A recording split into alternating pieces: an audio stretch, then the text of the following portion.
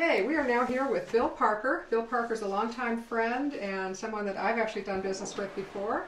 Bill has a company called EcoSync. He is the founder, CEO, chief cook and bottle washer and all that good stuff. Yep. That's a totally boomer way to have a business, by the way. Do it all and be it all. You've written a book along with Stacy Wild called Being Green Without Money. Now that's going to be interesting. It's a workbook that they're using at the RISE program and some other places. So Right. you can tell us about that. 170 ways to save water, money, or energy, and it doesn't cost you anything to do except effort. Okay, so if somebody could go through this book and start to feel like they've got a handle on what going green or getting green or sustainability actually means. And it's a strange book. It has no plot. It has no plot. You open Is there it. a character study in here? Yes. Actually, we are the characters. That's right. And the planet And is you our open- stage. And you open to any page, and that's where you can begin. Okay, so what is sustainability? Why do I need to know about that? Why do I need to have this book? A lot of people ask the same question, and sustainability now is different from the environmental movement in the 70s because the environmental movement put on limits. Sustainability now is about prolonging. And if you look at the word sustainability, it's being misused as well. Sustainability has to do with sustaining, which is prolonging and lengthening. And then what people forget is ability, which implies skill and also implies competence. And that's where we're losing it in sustainability nowadays. So when we say sustainability, people put their own into it, but you have to talk about what you're sustaining. Is it you? Is it your yard? Is it your home? Is it your business? Is it an economy? Is it an environment? What are we sustaining? I like the name of the business, EcoSync. Right. You know, eco having to do with the ecosystem, and sync having things in sync. I mean, that makes sense to me. All right, and we're trying to get it's the people, plant, and planet equation. We're trying to get that balance because those are heavily integrated. They will always be integrated, otherwise the species here on Earth will vastly change and we won't be us, etc. Now, remember, when we first started this thing, I kiddingly said that you've been green before green was cool. There's a lot of ways that people are going green, getting green, and I'm putting the air quotes, which I actually hate, and I hope I stop doing that soon. But, you know, what has happened that's making it seriously something that we all need to take a look at? Well, it really started coming into prominence with the gasoline crisis. People are having to conserve when they didn't have to before. And so now sustainability is becoming popular. We understand that we use more foreign fossil fuels than we have, and that could sustain us in similar events. It's people are shopping different, and now with our recent economic crisis, that's bringing to the forefront for some people a new way of life. For others who have been working and doing and planning, it's pretty much the same stuff. But people who have not ever conserved before, it's new to them. And we've really been sustaining ourselves ever since you were sustaining yourself when you were born. I started when I was born, which was a really long time ago. But a lot of people, that's coming into focus. And you're right, people are green and they don't know it. And there's a lot of awareness and they're wanting to know what to do. And the big thing is if they maybe already be doing a lot.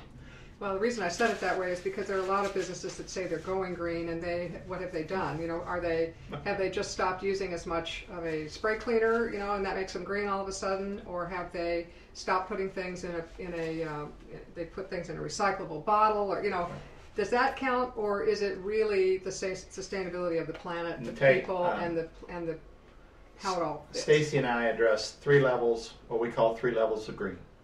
The first one is what you can do that costs no money. That's why we wrote the book. There's things that you can do that cost no money, and as long as they bring income to you and sustain or conserve resources, you're green. It has to meet those 2 requirements. You have to be making money off of this or saving money, and the planet has to be saving resources. Okay. The second level is swapping money, and that's our second book.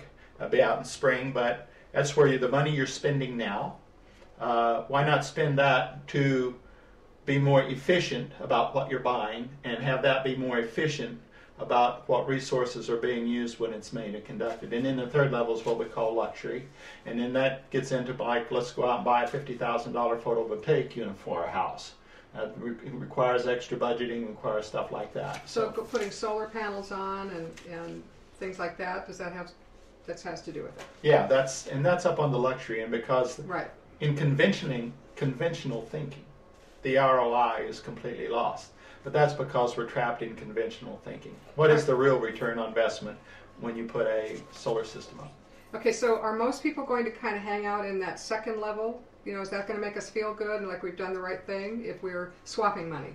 Yeah. So you're saying stop doing things the way we have been doing and exchange it for something that is good for the planet and good for sustainability. And if you really want to be happy, to add to that, if you really want to be happy, take it down to the first level and learn the root things that you can do that cost no money, that give you the same Okay, benefits. so that's why this is frankly such a cool thing. 170 ways to actually take action and do that without spending money. Can you give us a couple?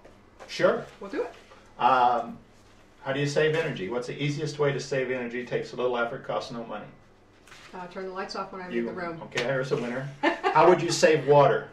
Turn the water off while I'm brushing my teeth until I need to turn it back on and use the water. There you go.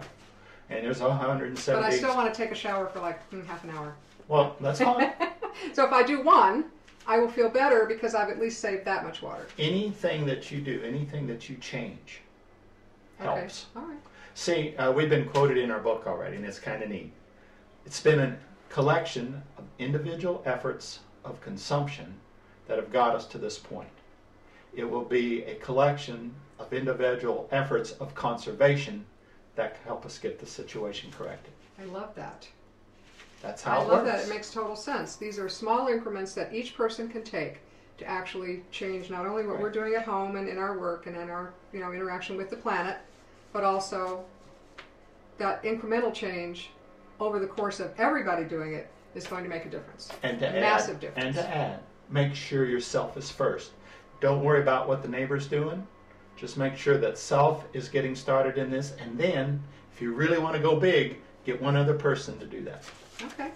And, misery loves company, but it's not miserable. I'm serious. I said that, and I'm half kidding, but it's not miserable. It's not miserable to change just those little bit of things like, don't use all that water while you're brushing your teeth. It's no big deal. The downside to more younger generations to all of this is that you have to think, and it's going to take a little bit of effort.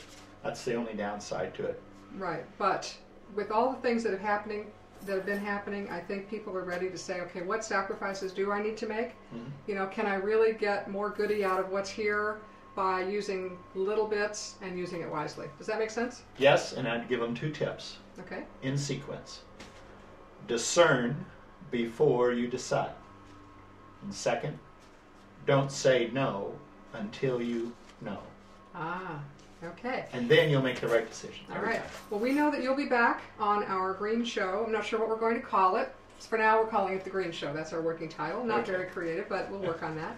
And you will be back. You will be on our panel. I know you've done panels for various chambers of commerce around Maricopa County and so forth. So we will have you back and do that same kind of thing and have a more in-depth discussion about what people can do. If people wanted to get hold of you in the meantime, because they will be watching this show, how can they get you? I would like for them to contact your show and tell them what they're thinking about your show, and then if you want to forward me the information, that would be fantastic. I love that. But we need to have that feedback because this has to count. People are aware we have to get the actions going. I'll tell you what, we're going to blog about going green, doing the things that we're doing that change how we're doing in the greening of our own home, and then we'll make sure that we hook up with you and then let you know what the feedback is from not only that, but who's watching the show. And in future shows, we can talk about the specialties that I'm in. But yeah, I think we should contact through your show. I love it. I love it. Thank you so much for being with us. You're welcome. Appreciate it. Good to be here, Dave. Go green. Absolutely.